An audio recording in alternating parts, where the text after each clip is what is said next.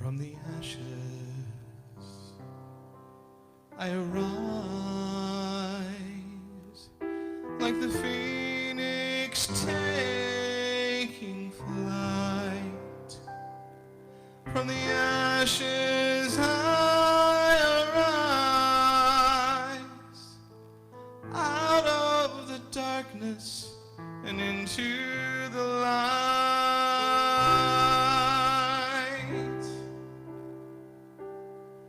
As I walk through the valley, in the darkest of times, and it seems those I love are gone,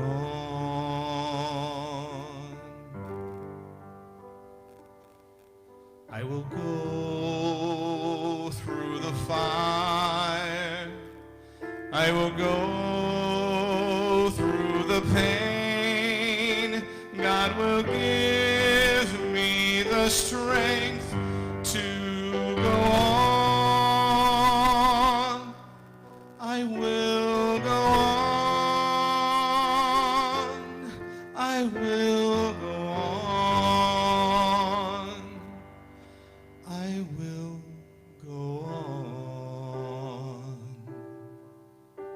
From the ashes I arise, like the phoenix taking flight. From the ashes I arise, out of the darkness and into the light.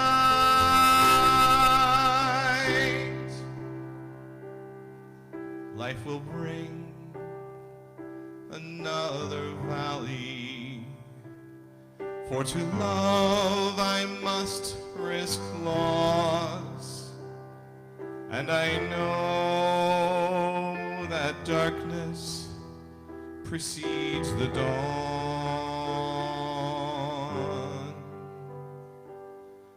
I will go through that fire, I will go through that pain, and God gives me the strength to go on. I must go on. I will go on. I'm going on.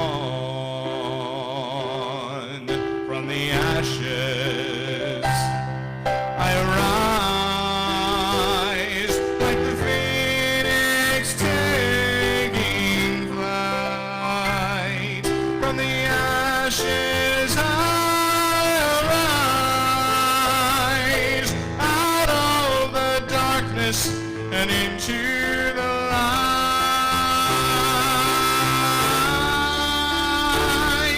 From the ashes I arise, like the phoenix taking flight. From the ashes I arise, out of the darkness and into the light.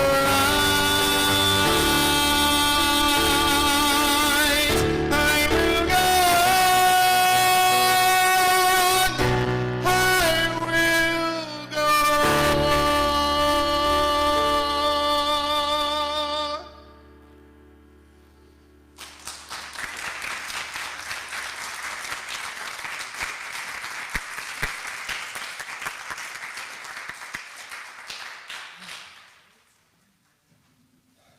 Goodness, thank you. Yeah, I wrote that song, not for recognition. He sang it beautifully. But I wrote that during a very difficult time in life. And I am thrilled that you sang it so beautifully this morning.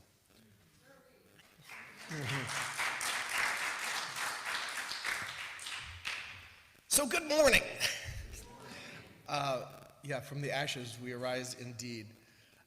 The title of this talk is The Dark Night of the Soul. That term, because you know how I like words, I like knowing where things come from. So that term, the dark night of the soul, is traced back to a 16th century poem by San Juan de la Cruz, St. John of the Cross. But his poem is not nearly as dark and pessimistic as we now interpret that phrase to be. His poem, he's a mystic, a Christian mystic, and the poem is very much geared toward connection with divine love, and it's all this beautiful imagery. But in our modern sense, we take that term, a dark night of the soul, specifically in Christian terms, it usually means you're kind of having a crisis of faith where you're doubting everything you know and you're doubting God and you're hitting rock bottom. In the non-spiritual sense, the dark night of the soul is simply that ego hitting rock bottom. It's the time when it's time for an intervention, right? That's your dark night of the soul. So we're on this day, 9/11, a day of remembrance, as reflected in the Daily Word. And thank you, Karen, for reading that. This day where we remember losses of life from the Twin Towers in New York. We've had, obviously, recent losses of life personally, globally with Queen Elizabeth II.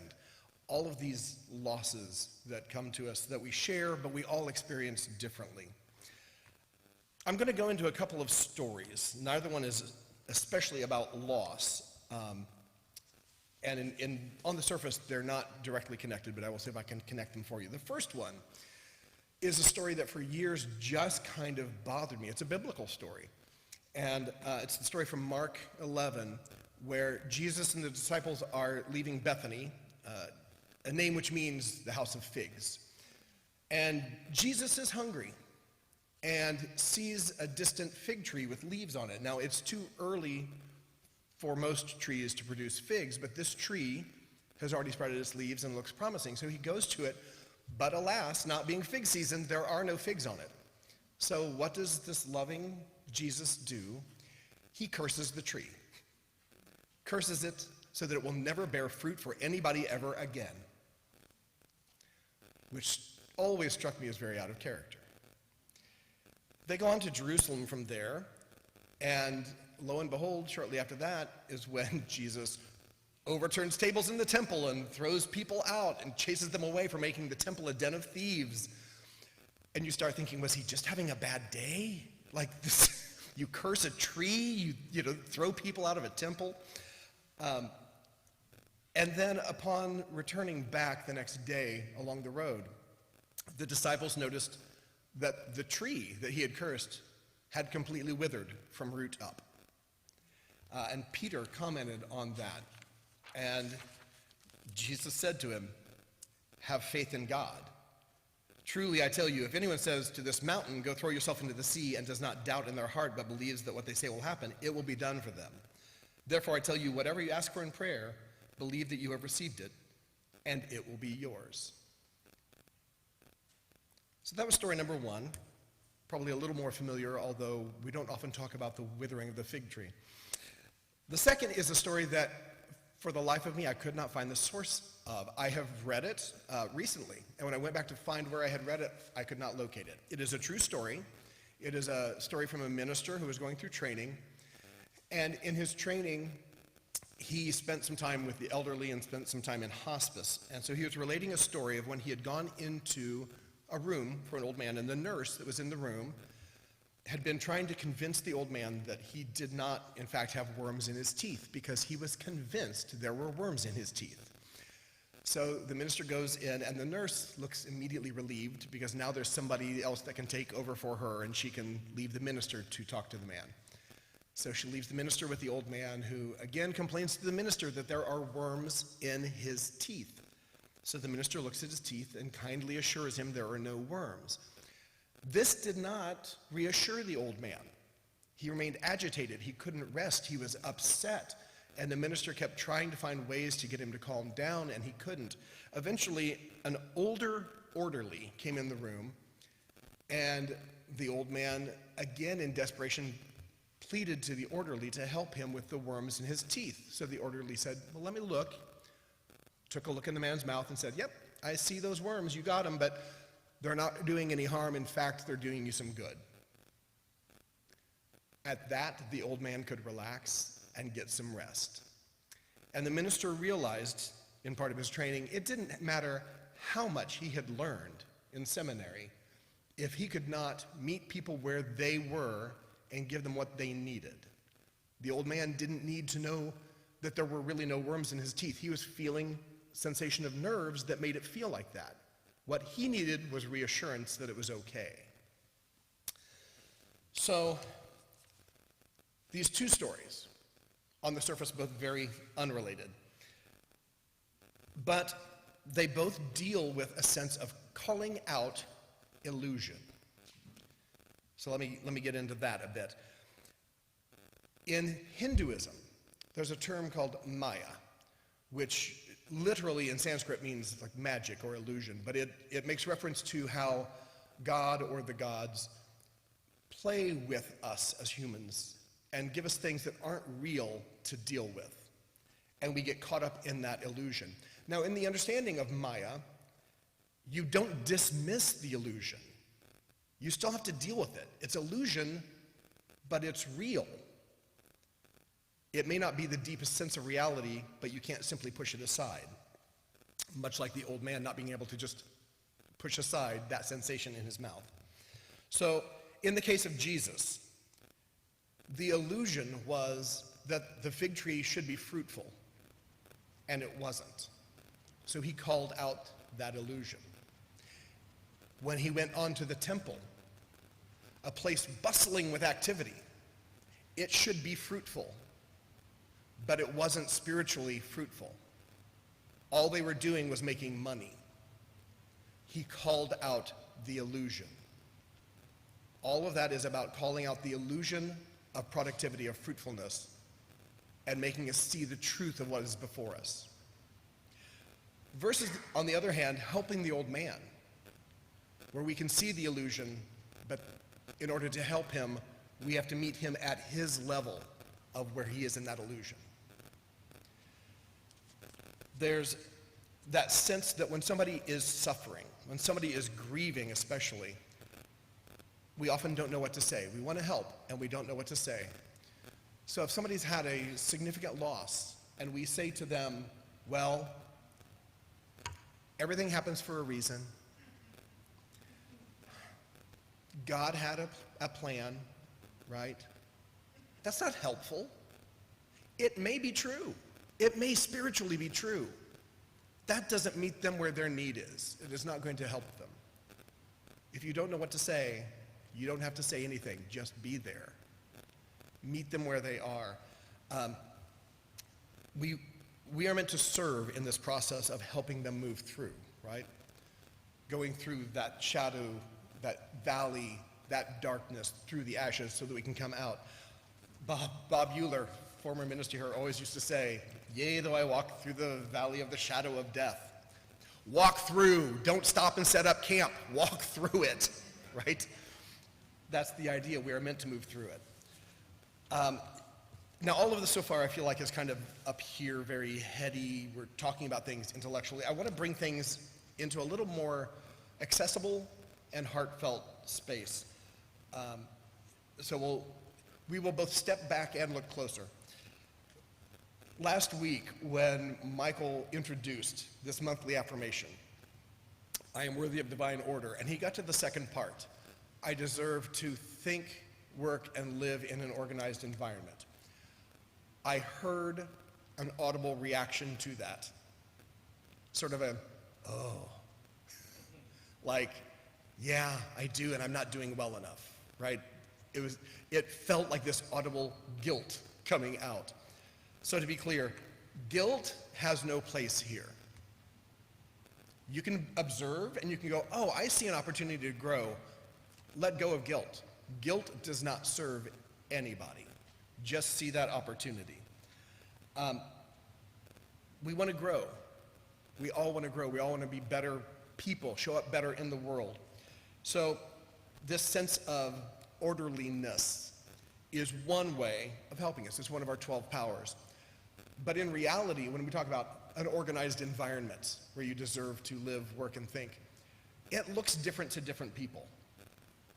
For example, going back to my childhood bedroom, I'm guessing like many of you, but not all of you, My childhood bedroom was not neatly kept. My mother would often take a peek in and go, pick up your room. Because I was a kid who constantly was drawing, painting, playing music, playing games, reading. I had writing. I had things everywhere. Now, I knew where they were because I had just had my hands on them in the last day. But if you walked in, it looked like disarray. So for me, I could find everything I needed. I will say at this point, living in a larger home and having more than just a room to take care of, I can no longer say that. There are things that's like, I know I have it, I don't know where it is. That becomes an issue, right? So there are things I need to organize and get in order. The book, Power Up, which I believe we still have in the bookstore, last time I had checked. Seal is nodding yes, there are copies in the bookstore. It's a book about the 12 powers. It's by Paul Hasselbeck and Cher Holton. And they take the original concept of the 12 powers, but they put them in some more modern and accessible language. So in talking about our power of order, they describe the underdeveloped power of order as having a sense that it is difficult to organize, difficult to sequence, difficult to adjust to change, difficult to find balance. If your sense of order is underdeveloped, those will be symptoms of that. It is possible also to have an overdeveloped sense of order. If it is overdeveloped, then you become obsessive about that environment. You become obsessive about everything has to always be in its place, and there are no exceptions to that. In that first one, when it's underdeveloped, you have a hard time adjusting to the world. You have a hard time adjusting to change and to loss. In the second one, the overdeveloped, you expect the world to adjust to you, right? Neither one of those is exactly where we want to be. If we are coming from that place of the Most High, if we are holding that high watch, then we have our ability to organize, sequence, balance, and adjust based on and founded in divine ideas, divine truths, divine principles, and divine laws. That's where we want to find ourselves. Charles Fillmore described this as the divine idea of order is the idea of adjustment in our thought. Our mind and affairs will be at one with universal harmony. That sounds delightful. Being at one with universal harmony. I want to get there. So divine order, it is not something where God outside of us, some God on high, is throwing things down and creating this balance outside of us that we have to contend with. It is God working through us, God in us, in the Christ consciousness, coming out to create an intricate balance that we are part of. It is integral to our being. It is not external from us. So going back to the book, Power Up, I want to look at just some simple approaches to establishing a little bit more order in our lives where we need it. Not where somebody else says, but where we need. So they recommend thinking of a place, a physical spot in your home or your workspace that could use some additional order. Now, if you do have an overdeveloped sense of order, you might need to mess one up just to play with it. But most of us probably have a messy drawer, a messy cabinet, a messy closet, a messy room, or a messy house, right? Pick a spot, pick a small, manageable spot. Imagine what that looks like when it is ordered as you need it, ordered for you.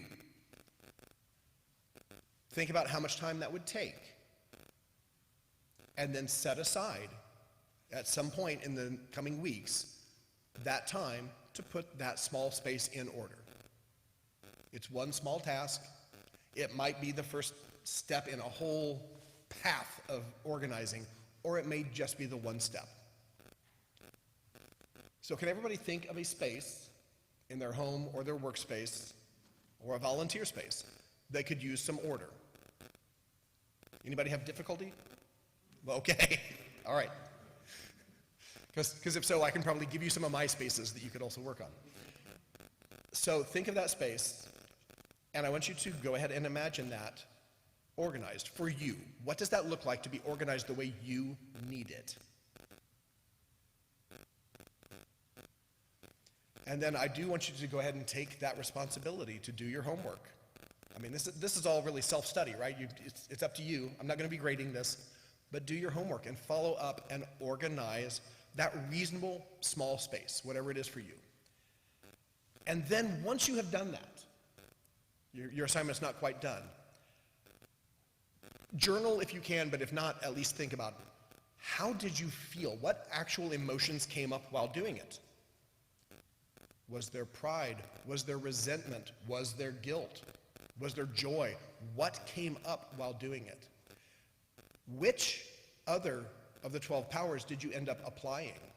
We've already looked at imagination in there. Perhaps will or power/dominion come into play, but what other 12 powers came in?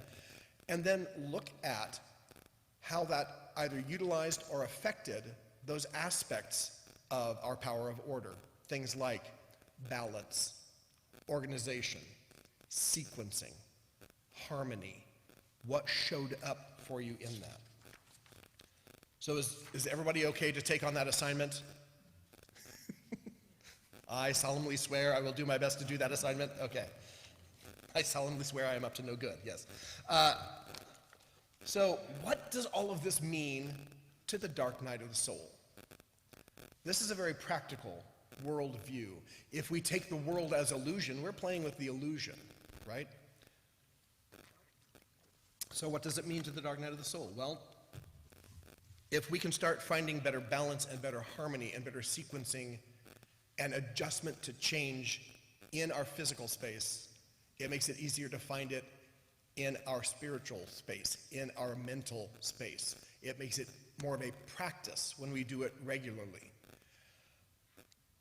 Speaking for myself, I have had a variety of what I would consider semi-dark nights of the soul. To be quite honest, these last 2.5 years have been incredibly challenging for me. For those that know me, at least reasonably well, you know that my day and night work mostly is in improvisational theater. And as the pandemic began, of course, live performance stopped. So a nearly 30-year-long business had to stop functioning.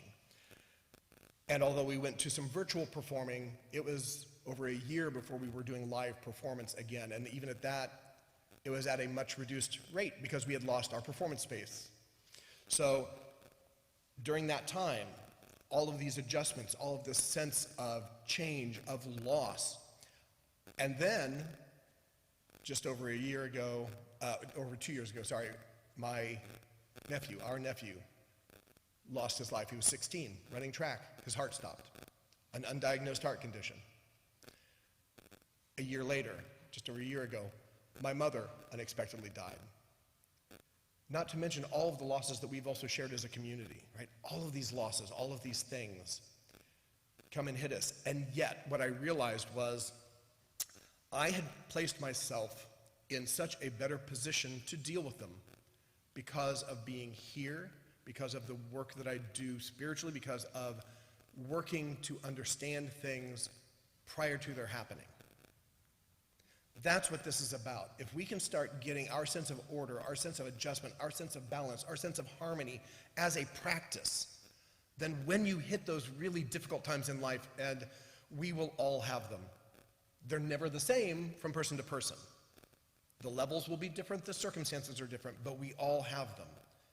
But if you have a practice of order and harmony and adjustment, it makes it so much easier to step back into the light.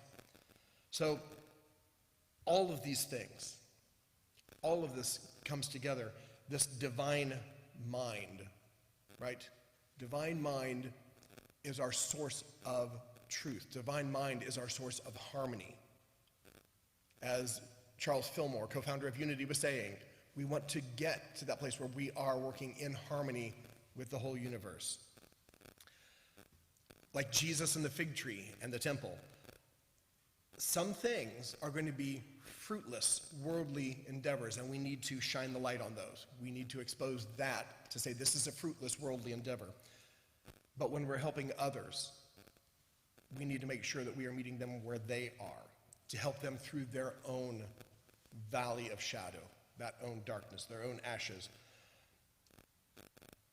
We need to both see the illusion for what it is as illusion and believe the illusion for how it affects the world and the worldly. Both are real. There's been imagery this morning in the music of fire and water. Right? We have the burning ashes. We have let go of the shore and let the water carry you. These things seem like they're opposing forces, right? We think of fire and water as opposites. Too much fire is going to evaporate water. Too much water will put out the fire. But one does not become unnecessary or unreal just because the other can overpower it. It's the same with this sense of what is the worldly and what is the spiritual. We have to acknowledge the worldly, but we also have to align ourselves with the spiritual. The worldly is where we do the work of the world, as the world. The spiritual is where we set ourselves up to be successful at it. This is where we get our balance. This is where we get our harmony. This is where we get our power to adjust to the changes here. So make this common practice for you, whether it's literally organizing that space. After you've done the one, maybe you'll continue, maybe not. But think of what it brought about to do that. Think of how you can keep better harmony and better balance in your life. Because all of us were made to walk through those ashes, walk through that fire, and then come out the other side. I want to close with the reading of the 23rd Psalm. So we'll do this as a brief meditation. This is the New International Version, so the wording might sound a little different than the traditional you're used to. But go ahead and close your eyes if you're comfortable doing so. Place your hands in your lap, palms up. Take a nice deep breath in through the nose. Let it out through the mouth. As you continue breathing deeply, I want you to breathe into that heart space. You can visualize a green light there. Green for the heart chakra, green for the power of order, green for the color of healing.